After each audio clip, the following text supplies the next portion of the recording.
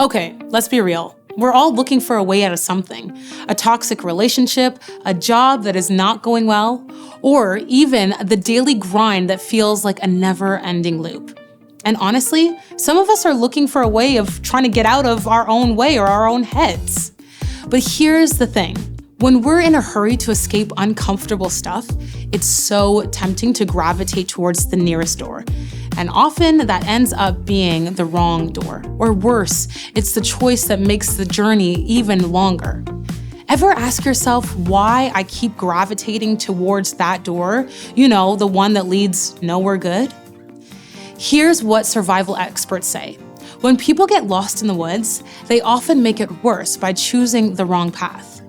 They go the long way or the hard way because they fall into these traps. Trap number 1, taking the path of least resistance. In survival situations, people tend to pick the easiest route. Sometimes that seems like the less exhausting.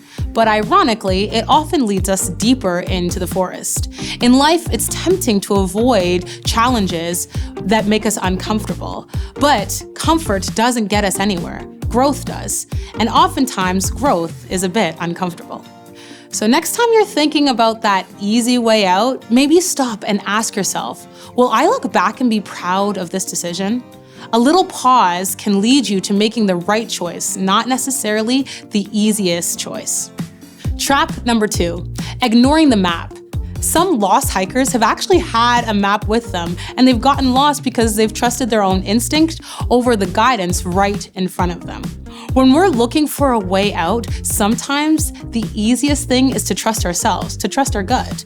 But oftentimes when we're in those intense situations, our head isn't very clear. In those moments, leaning on trusted friends and mentors can be a game changer. There's an ancient wisdom that says plans fail for lack of counsel, but with many advisors, they succeed. Or, in other words, if you fail to plan, you plan to fail. Trap number 3, reacting in panic. Then there's the panic setting.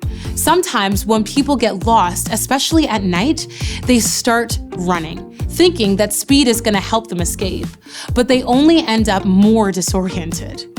When we're desperate to find a way out, rushing isn't always the answer.